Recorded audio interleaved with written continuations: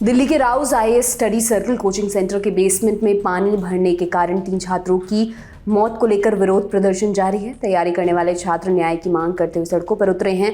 वहीं पुलिस, सरकार और एमसीडी की तरफ से कार्रवाइयां की जा रही हैं। इस बीच दिल्ली के कई कोचिंग सेंटर्स की तस्वीरें सामने आ रही हैं जिन्हें सील कर दिया गया है।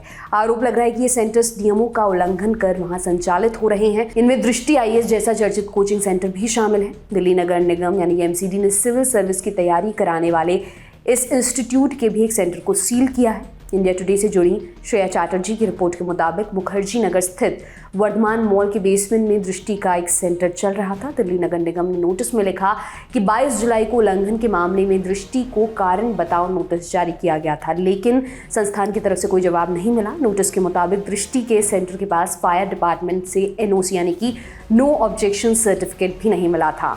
नगर निगम के नोटिस में लिखा है कि मॉल के टावर 1, 2 और 3 के पूरे बेसमेंट में दृष्टि का एक कोचिंग सेंटर चल रहा था। एमसीडी का कहना है ये सेंटर दिल्ली मास्टर प्लान 2021 का उल्लंघन करता है, इसलिए इस पूरे सेंटर को सील करने का आदेश दिया गया है। दिल्ली मास्टर प्लान 2021 कहता है कि आवासीय और कमर्शियल बिल्डिंग्स में बेसमेंट का इस्तेमाल सिर्फ स्टोरेज, पार्किंग और यूटिलिटी एरिया के लिए किया जा सकता है। इंडिया टुडे से जुड़े रामकिंकर सिंह की रिपोर्ट के मुताबिक दृष्टि के 1200 वर्ग मीटर इलाके को सील किया गया है। इसके अलावा 29 जुलाई को 2 और कोचिंग संस्थानों के खिलाफ कार्रवाई हुई। Bajiram and Ravi IAS coaching की 3 प्रॉपर्टीज को सील किया गया। वहीं श्रीराम आईएएस इंस्टीट्यूट के एक 700 वर्ग मीटर के बेसमेंट एरिया को भी बंद किया गया है। दी ललन टॉप ने दृष्टि कोचिंग के अधिकारियों से उनका पक्ष भी जानने की कोशिश की, लेकिन ये वीडियो बनाए जाने तक जवाब नहीं मिल सका। इसके अलावा हमने दूसरे कोचिंग संस्थानों से भी संपर्क करने की कोशिश की।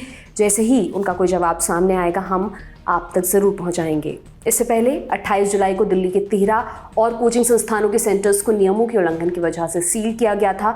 जिन संस्थानों पर बेसमेंट का गलत तरीके से इस्तेमाल करने का आरोप लगा है उनके नाम हैं IAS Gurukul, Chahal academy, Plutus academy, Sai trading, BC for IAS, IAS Setu, toppers academy, Dainik Samvad, civils daily IAS, career power, 99 notes, Vidya group, guidance IAS. उधर 28 जुलाई को दिल्ली की मेयर शैली ओबरॉय ने सोशल मीडिया पर बताया कि राजेंद्र नगर इलाके में जितने भी कोचिंग सेंटर्स बेसमेंट में नियमों का उल्लंघन कर रहे थे उन पर नगर निगम ने सीलिंग की प्रक्रिया शुरू की है और जरूरत पड़ने पर पूरी दिल्ली में इस अभियान को चलाया जाएगा।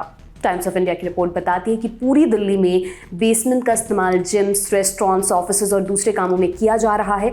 यूनिफाइड बिल्डिंग बाय लॉ 2016 यूबीबीएल के तहत बेसमेंट में वकीलों, डॉक्टर जैसे कुछ पेशे से जुड़े लोगों को काम करने की इजाज़त है।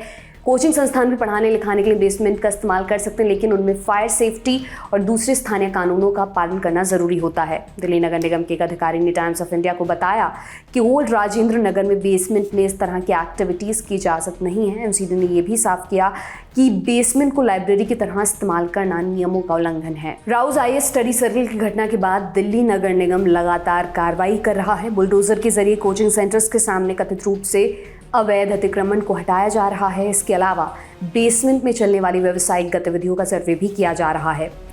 उधर केंद्रीय गृह मंत्रालय ने यूपीएससी की तैयारी कर रहे 3 छात्रों की मौत की जांच के लिए एक कमेटी गठित की है। ये कमेटी घटना के कारणों की जांच करेगी और जिम्मेदारी तय करने के साथ नीति में बदलावों को लेकर भी सुझाव देगी।